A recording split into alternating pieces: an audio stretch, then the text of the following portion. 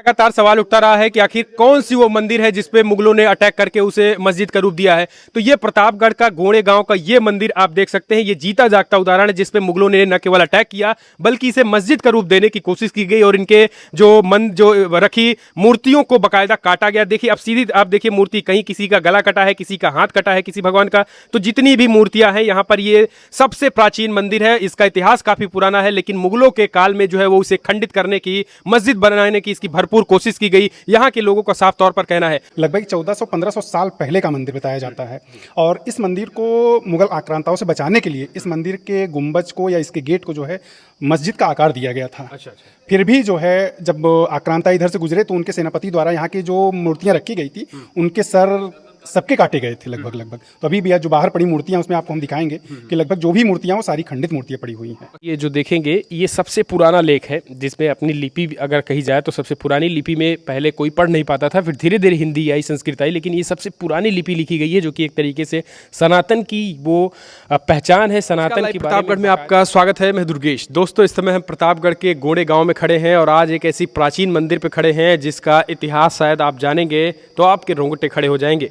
यूँ तो आप देखते होंगे कि मुगल कालीन जो आक्रांता थे, चाहे फिर वो औरंगजेब, बाबर समेत तमाम जो औरंगजेब के जो खास करके आक्रांता थे, उनकी आप कहानियां सुनते रहे होंगे किस तरीके से मंदिरों पर अटैक करके, मंदिरों को क्षतिग्रस्त करके उनको मस्जिद का रूप दिया गया। लेकिन आज हम गोड़े के जिस मंदिर में खड़े हैं इसका भी इतिहास काफ़ी ज़्यादा पुराना है और यहाँ भी आक्रांताओं ने किस तरीके से अटैक किया था और उन मंदिरों को न केवल नष्ट किया गया, नष्ट करने की पूरी कोशिश की गई। और आप देखिए यहाँ पर किस तरीके से मूर्तियों को यहाँ पर तोड़ा गया, खंडित किया गया था। और यहाँ पर भी देखेंगे हमारे साथ इसी गांव के नीरज सिंह जी हैं। पहले हम इनसे जानने की कोशिश करते हैं कि आखिर ये मंदिर कितनी पुरानी है और फिर हम आपको उन खंडित मूर्तियों को दिखाएंगे कि आखिर क्या है उनका इतिहास। भैया थोड़ा इधर आ जाइए।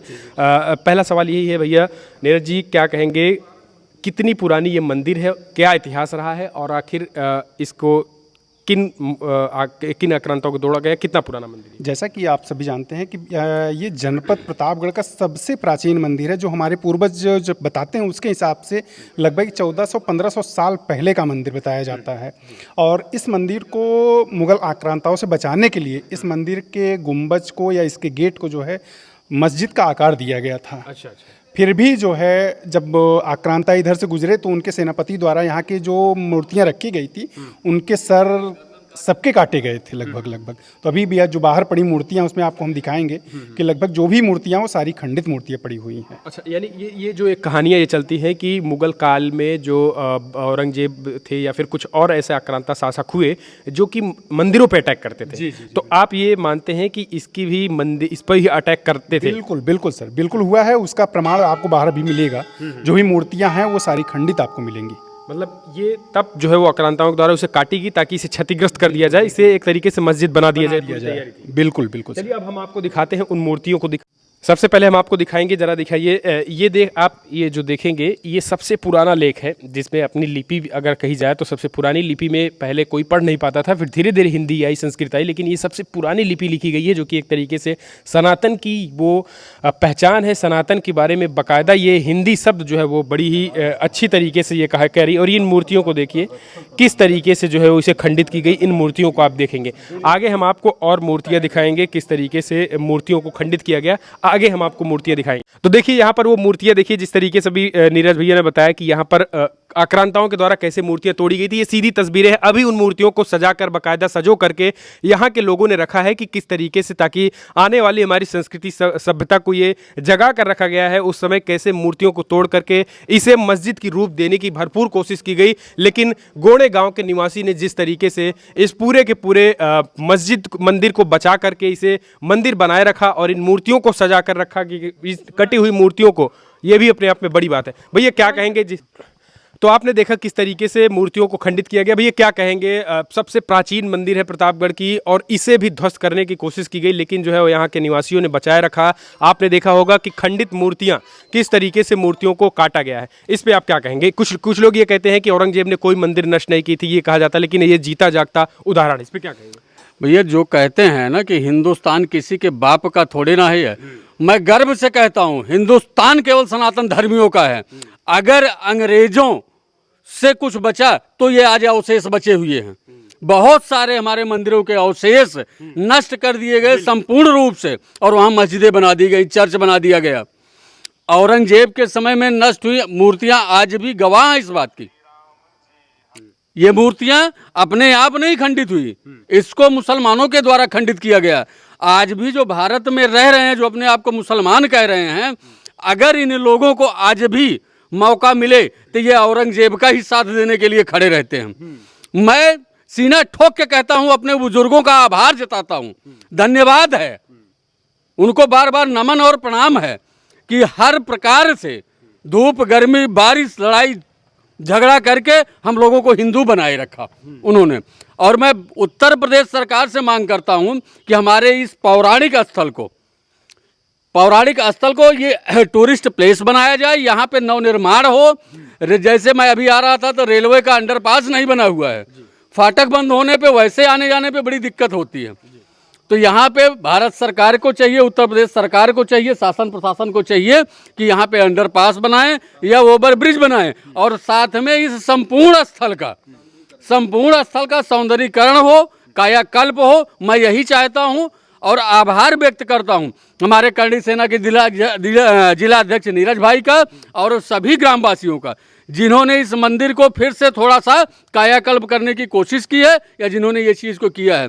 मैं बार बार यही कहूँगा कि भारत में हमेशा से मुगलों के द्वारा, क्रिश्चियन कम्युनिटियों के द्वारा हिंदुओं का अपमान हुआ है, हिंदुओं के धार्मिक स्थल का अपमान हुआ है। अब ये कतई बर्दाश्त नहीं किया जाएगा।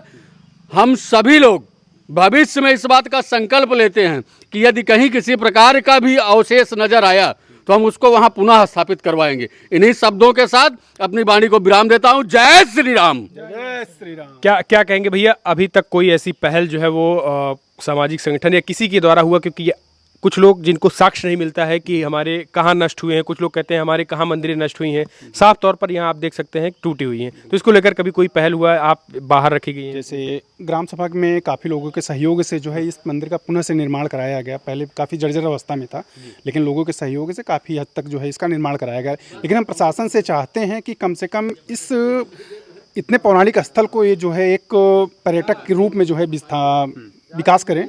तो मैंने विधायक से भी इस विषय में बात की, और जो भी जनप्रतिनिधि हैं मैं उन सब से कहना चाहता हूं कि कम से कम इस मंदिर के बारे में वो कुछ ना कुछ सोचें।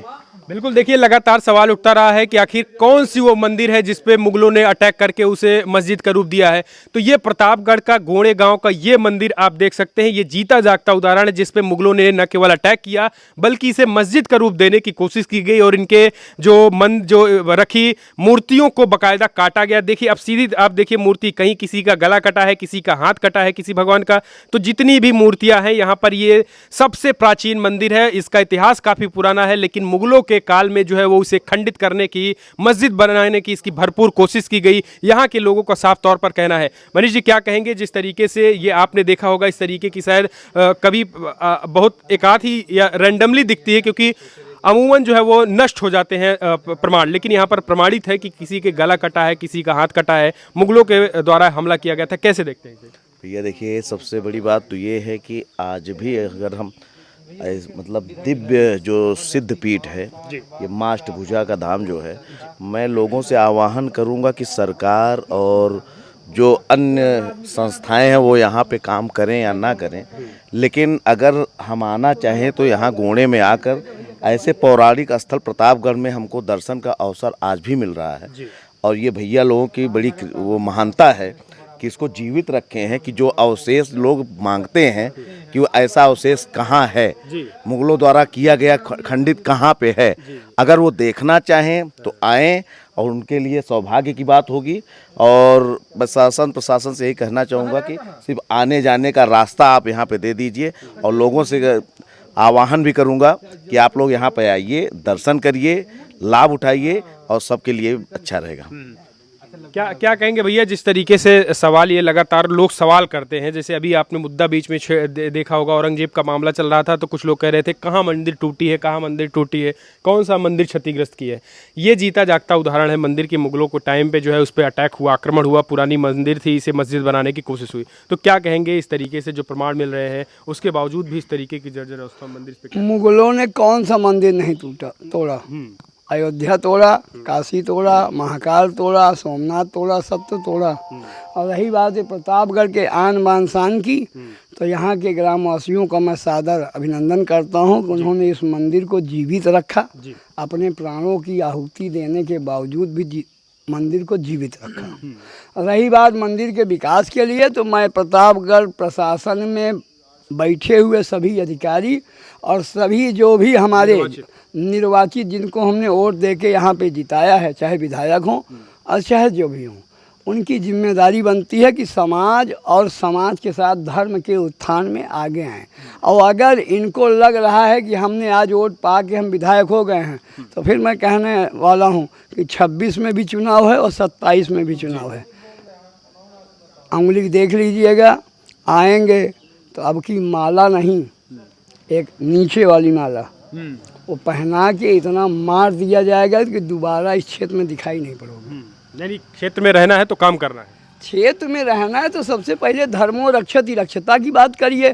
धर्म की रक्षा के लिए कोई काम नहीं, कोई काम नहीं पड़ा हुआ है। हिंदुस्तान नहीं, पूरे प्रतापगढ़ का आन बान शान ये अष्टभुजा माँ देवी का धाम है, लेकिन आज भी वैसे पड़ा हुआ है।